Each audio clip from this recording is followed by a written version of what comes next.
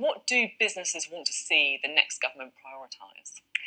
Well, this is an extraordinary election for business. Next year will be the most important year, I think, in a generation, because we've seen so much uncertainty, investment plans put on hold.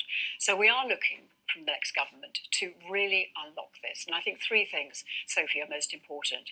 First of all, yes, there's Brexit, but we must get back to the long-term challenges facing our economy around how we build skills for the future, how we do really tackle climate change and inequality, that massive question of fairness. And this has to be a partnership between business and government. So we're looking for that, a resetting of that partnership. We're also looking to get back to competitiveness. The economy has suffered through lack of decision making, but we need to look at the cost base. We need to look at our immigration policy to make sure that that works for business. And we do need to build those infrastructure projects that have been put on hold, like HS2 and Heathrow. Absolutely fundamental signal that we're open to the world. And finally, of course, getting the right Brexit deal, frictionless trade for our economy, and also a great deal for our services. So a really important election, a really important set of policies to get our economy moving again. And what do you make of some of the policy announcements so far? I mean, the Conservatives, for example, this morning have laid out what they want to see happen with immigration.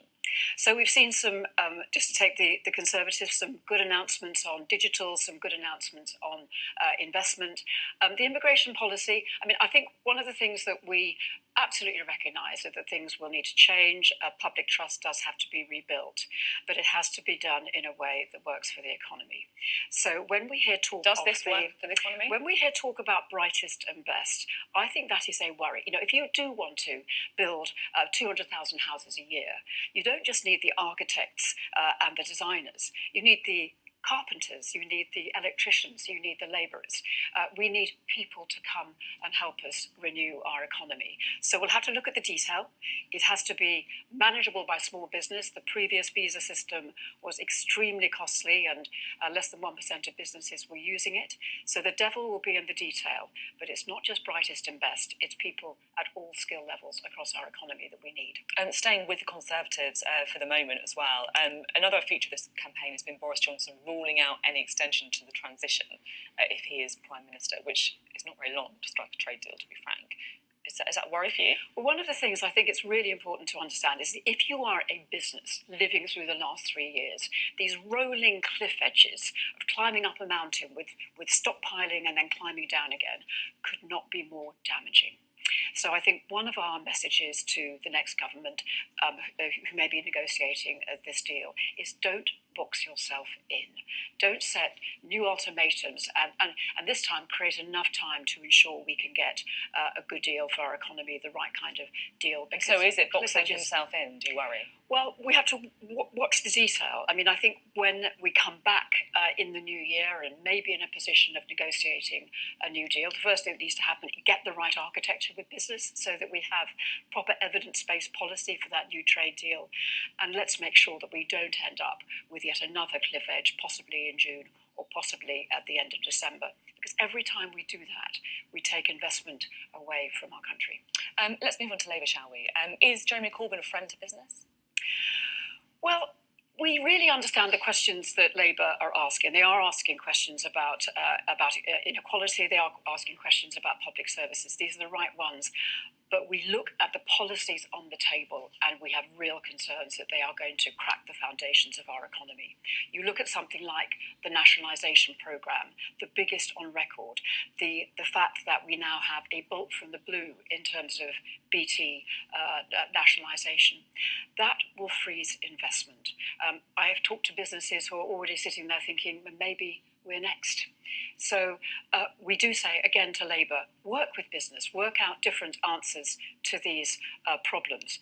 But this programme that is appearing to value none of the contribution that business makes will simply shut investment out of our country. What does that mean, freezing investment? Is that job losses? What is it? Well, At the moment, it means some of the really interesting investments going on hold. We've already heard that in broadband, right? Immediately the announcement was made by Labour. Some very important investments in full fibre broadband have been put on hold. And we need to remember that investment today is jobs of the future. So absolutely. And it's also freezing those things that we need to create productivity in our economy, which has been such a crisis for our country. It's felt like we've had quite a high spending election campaign so far. I mean, austerity is out the window. The spending taps are well and truly back on. Is that a good thing? Is that what the economy needs? Or are you worried that now, fiscal responsibility is a bit of a dirty phrase? Well, we do need investment. It's absolutely right. Look at our creaking infrastructure. Look at the investment we need in skills. But we'd say do that in partnership with business and make sure that these plans are sustainable in terms of our economy. We don't want to get back to a place where we are overspending. So again, the partnership with business. We've got some extraordinary success stories recently. Look at renewables energy and offshore wind. Prices have come down there in ways no one thought was possible.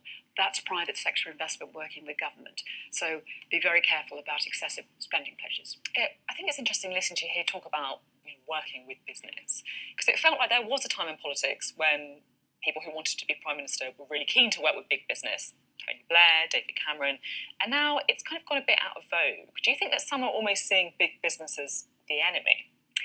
Well, I really, really hope not. I mean, I think it has been a challenging period in terms of business working with government. I think we can't deny that.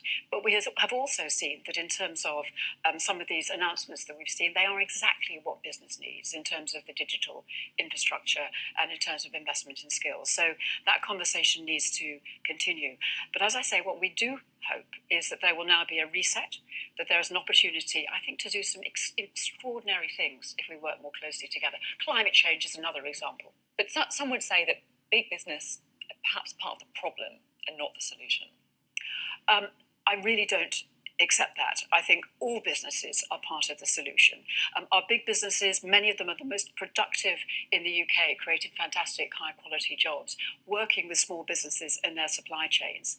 We need to work together. Business is not perfect. We know that there are ways that they can improve, but our businesses employ 27 million people. They invest, they innovate. They are a huge part of the solution, and we need the best possible partnership with government to make that happen. Okay, thank you very much for being on the programme today. Much appreciated. It's Carolyn Fairbairn from the CBI.